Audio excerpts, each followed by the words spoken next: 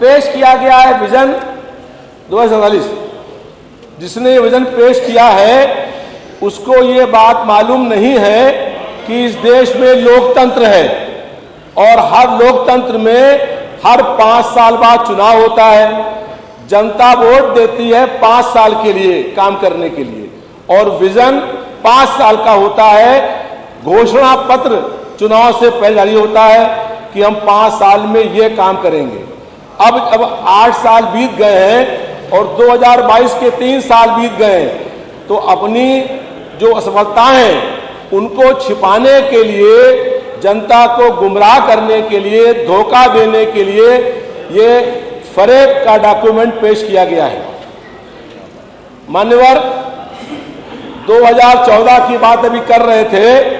उस समय जब भाजपा की सरकार बन रही थी तो जनता से ये वादा किया गया घोषणा पत्र में कि हर साल 2 करोड़ लोगों को नौकरी देंगे।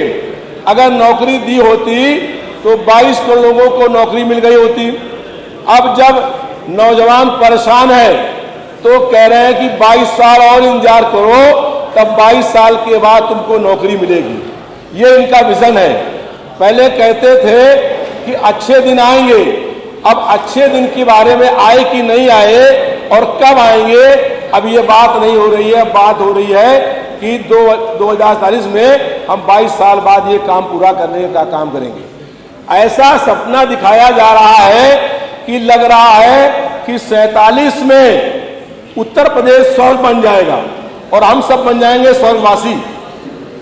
इनका मतलब है कि जो सपना दिखा रहे हैं उस सपने में उत्तर प्रदेश स्वर्ग बन जाएगा और 22 साल के बाद जो बहुत से लोग इसमें ऐसे हैं जो शायद इस धरती पर रहेंगे भी नहीं।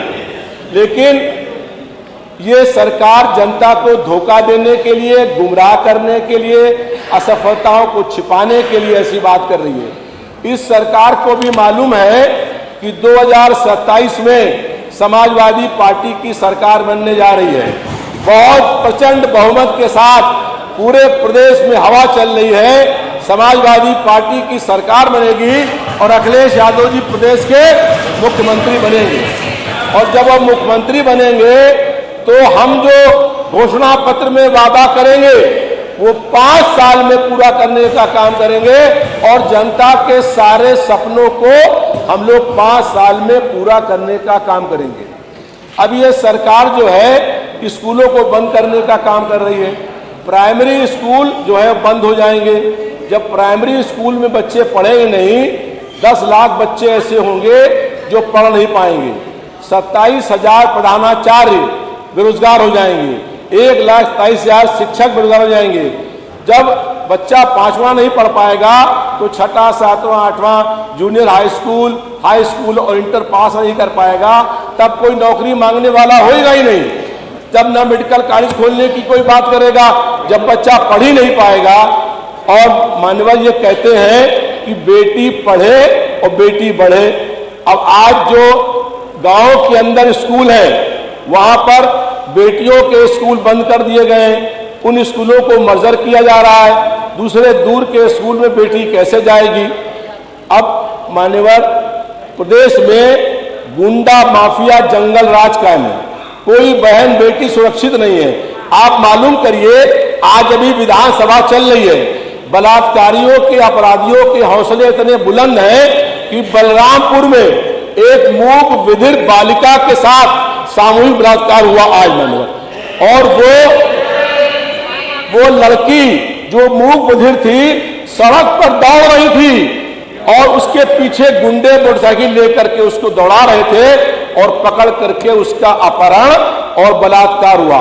अपराधियों के हौसले इतने बुलंद हैं कि उनको सरकार का कोई खौफ नहीं है। विधानसभा चलते दौरान एक मूक बधिर बालिका से इस तरह से बलात्कार करने का काम हो रहा है। मान्यवर, लगातार जो है अभी डिप्टी सीएम साहब बात कर रहे थे।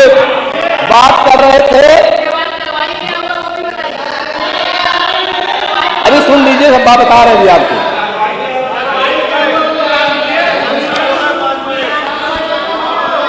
प्रदेश में अब स्वास्थ्य सेवाएं ध्वस्त हो गई हैं, ना दवा मिल रही है, ना इलाज हो रहा है, ना जांच हो रहा है। आप मालूम करिए पूरे प्रदेश में दवाओं की खरीद फरोख्त कौन कर रहा है? मेडिकल सप्लाई कारपोरेशन, जिसमें एक डॉक्टर नहीं है, और मेडिकल सप्लाई कारपोरेशन बिना सीएमओ और सीएमएस के पूछे बगैर दवाओं की खरीद करने का काम कर रहा है। डिमांड किसी और की है, दवाएं कोई और सी आ रही हैं।